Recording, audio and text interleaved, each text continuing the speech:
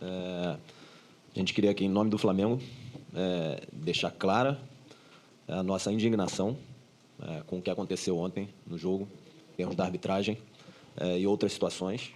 Para deixar claro, o Flamengo já se posicionou algumas vezes de forma oficial na relação com a CBF, com o presidente da comissão de arbitragem, com a comissão de arbitragem, questionando alguns erros de arbitragem que foram cometidos em jogos do Flamengo. Com frequência, nós vamos à CBF em agendas oficiais para olhar os lances no VAR, para fazer esses questionamentos. Então, para que fique claro a todos que esse trabalho é feito para defender o direito do Flamengo. Em especial, ontem, a gente ficou muito indignado com o que ocorreu. Um árbitro que não está preparado para um jogo desse tamanho, para sofrer o tipo de pressão que ele sofreu. Ele dobrou a pressão que ele sofreu, cometeu erros inaceitáveis no jogo. Um pênalti sobre o Everton Ribeiro, com uma carga faltosa nas costas, que é, inclusive, tema de vídeos explicativos da CBF, do que é uma carga faltosa, o que não é, uma carga lateral, ombro a ombro, uma carga nas costas. Inaceitável o árbitro não marcar um pênalti tão claro como esse, mais ainda o VAR não revisar. Tem outro lance também que nos causa muita indignação, que poderia ter causado um problema enorme no jogo. Um lance de ataque do Palmeiras que o Bandeira levanta, assinala impedimento do Rony, o juiz apita para o jogo, nossos atletas param, todos os atletas do Palmeiras, exceto o Rony, param, o Rony chuta a bola para o gol, deveria receber cartão amarelo, o árbitro não deixa cobrar o impedimento e ainda vai escutar o VAR para revisar o lance. Assim, causa uma indignação enorme. O tipo de pressão que o árbitro foi suscetível e como ele se comportou durante o jogo. Tem alguns outros lances aí que não cabe aqui, não vou emitir opinião para não alongar, mas que também eu acho que foram lances, no mínimo, imprudentes e violentos de atletas do Palmeiras que não foram repreendidos com cartão pelo árbitro. E a gente espera que isso não ocorra mais, tanto esse tipo de escala em um jogo dessa grandeza e no contexto que ocorreu, com um membro da comissão técnica do Palmeiras questionando idoneidade e lisura dos árbitros e da comissão de arbitragem, e o Palmeiras fazendo pressão pública sobre a arbitragem. Então, o árbitro não aguentou a pressão e cometeu todos esses erros que com certeza poderiam ter mudado o resultado do jogo.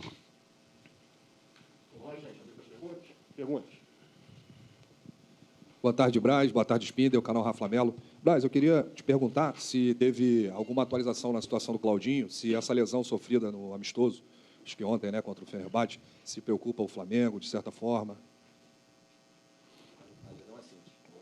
Não tem nenhum maior problema, é só uma pancada na coxa mesmo, nada demais. Guardadas as devidas proporções, foi o mesmo problema, não a mesma jogada, mas foi o mesmo problema que aconteceu com o Ayrton Lucas. Eu não sei se vocês se recordam, um dia antes da gente de concluir toda a contratação, ele teve uma pancada enorme, a gente foi bastante questionado, vai contratar um jogador que tá machucado, que não sabe o grau de lesão. Não é bem assim, porque quando acontece situações como essas, a gente redobra, o Departamento Médico do Flamengo redobra as atenções e os cuidados em relação ao que se pede em exame. Então, assim, não tem, infelizmente, não tem absolutamente nada que aproximou mais ainda o jogador do Flamengo nas questões financeiras, nas questões negociais, não tem absolutamente nada, mas quanto em relação à lesão, até agora não nos preocupa. Boa tarde, Braz. Boa tarde, Spindel. Agora de um outro jogador, Tem alguma atualização em relação ao De La Cruz? Nenhuma. É o que eu falei. O River está sentado em cima da multa contratual, perto de 16 milhões de dólares à vista, e isso é inviável para o Flamengo. Braz, Spindel, boa tarde. Marcos Coelho, Rádio Tupi. Muito se fala das contratações, sendo que na última coletiva até foi mencionado por vocês que o River precisaria vender porque todos os times precisam vender. Eu acredito que seja um movimento natural que inclui o próprio Flamengo. Nas últimas semanas, algumas notícias tratando de jogadores oriundos da base, como Vitor Hugo, Matheus França. Como o Flamengo se prepara para essas possíveis propostas e se já teve alguma situação em que o Flamengo recusou alguma proposta que não bateu e se realmente são jogadores que estão em evidência e o Flamengo está se preparando para vender ainda nessa janela? Obrigado. Bom, na verdade, o Flamengo se prepara antes, né? Quando você renova um jogador como esse, como o Vitor Hugo, esses jogadores que você acabou de falar, o Flamengo se resguarda nas multas contratuais para que, em hipótese nenhuma, o Flamengo não esteja nas mesas de negociações caso algum outro clube queira levar o nosso atleta. Né? Não tem aquele negócio de multa de 1, 2, 3 milhões de euros, em que o cara vem e paga e você sequer senta na mesa para negociar. Então, isso aí já é feito sistematicamente. A gente não tem nenhuma preocupação neste sentido que você está falando. O Flamengo já está preparado. Agora, a partir do momento que vem um clube lá fora, que quer fazer uma proposta, uma boa proposta, o Flamengo não tem obrigação nenhuma de vender, mas eu acho que a gente tem, como dirigente, o diretor executivo, as pessoas envolvidas aqui no clube, tem a obrigação de pelo menos ouvir, entender, e até por educação, até pela boa relação com outros clubes, você ouvir e ser educado em relação a isso aí, mas não tem absolutamente nada, pelo menos até agora. Opa, perdão. Não é não, cara. Não, não.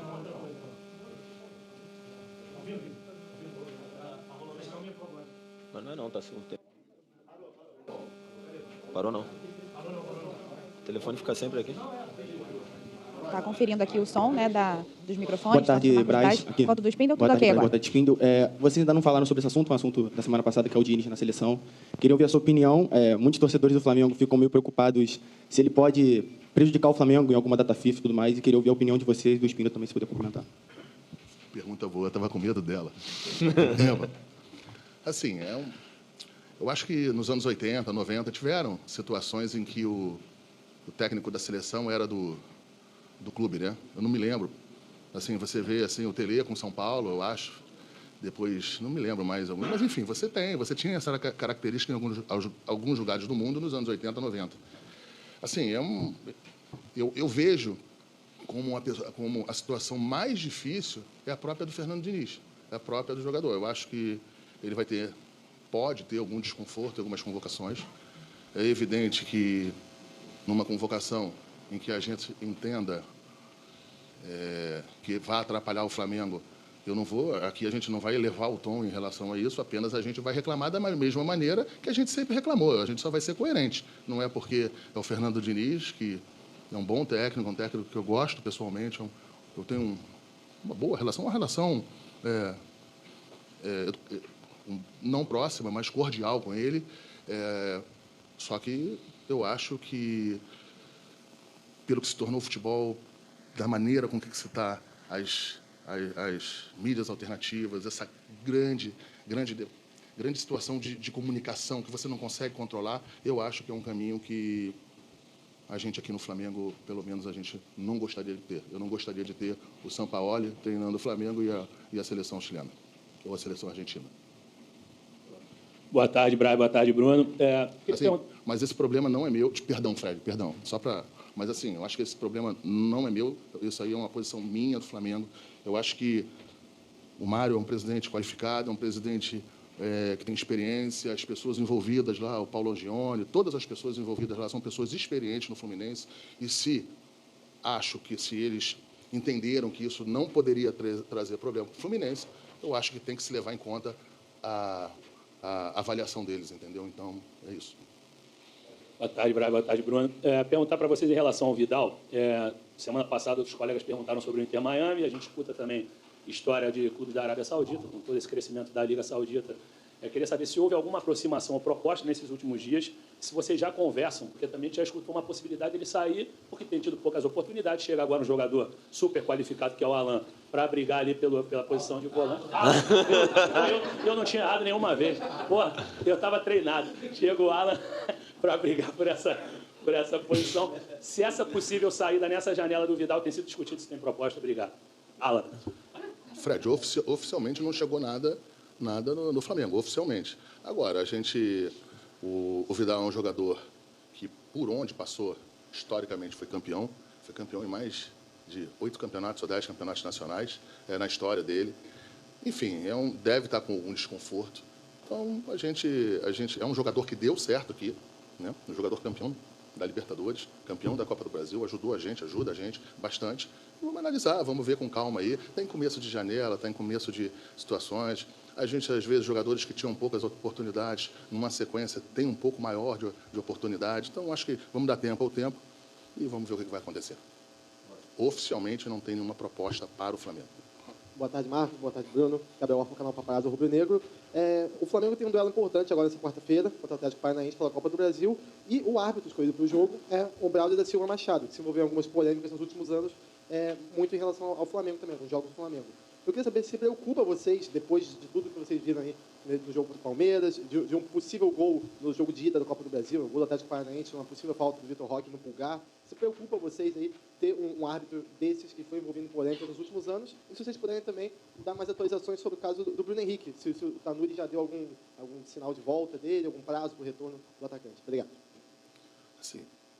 Falei. Em relação ao departamento médico do Flamengo na prazo, a gente soltou uma nota hoje, ontem já havia passado que não tinha nenhuma fratura.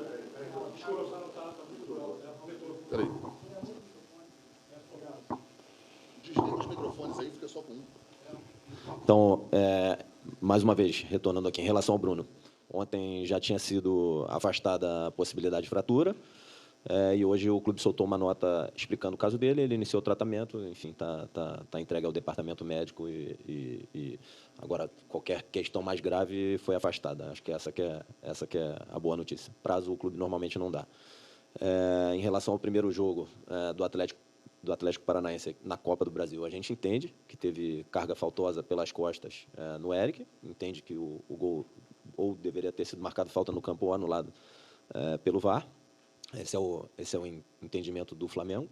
De novo, mesma carga faltosa nas costas. E o que a gente espera só é que no jogo de volta o árbitro esteja blindado de qualquer tipo de pressão e faça tanto o árbitro como o VAR, uma arbitragem isenta, tranquila, dentro da regra, e que o ambiente lá de 40 mil pessoas que possam ter na arena e essa pressão que se construiu em torno da arbitragem não impeça de tomar as boas decisões dentro da regra no campo. Agora, de novo, em relação à arbitragem, a gente, o clube todo, está muito indignado com o que ocorreu no final de semana, e ainda mais, na nossa visão, era uma tragédia anunciada. Foi um árbitro que não estava à altura do contexto, da pressão, e cometeu erros capitais durante o jogo. Boa tarde, Braz Spindo, aqui no centro novamente. Os amigos aqui falaram em jogadores que estavam com poucas oportunidades, eu queria tocar no Varela. A gente ouviu recentemente que o São Paulo teria liberado ele para procurar outro clube, queria que se atualizasse a situação do lateral, e se caso o Varela deixe o Flamengo ficaria só com 2 laterais direitos, né? O Wesley, que tem sido titular, e o Mateuzinho, que está em transição. Eu queria saber se a lateral é uma posição que vocês estão de olho aí para essa janela de transferência também. Obrigado. Em relação ao atleta, o Varela, é um atleta que a gente confia muito, atleta de Copa do Mundo, atleta que a gente entende que precisa passar por um tempo de adaptação aqui no país. O Sampaoli, ele tem as conversas deles diretas e retas com os atletas, mas são situações que elas não se definem só dessa maneira. É evidente que o técnico tem a força de fazer a escalação, chama o jogador que quiser para os jogos,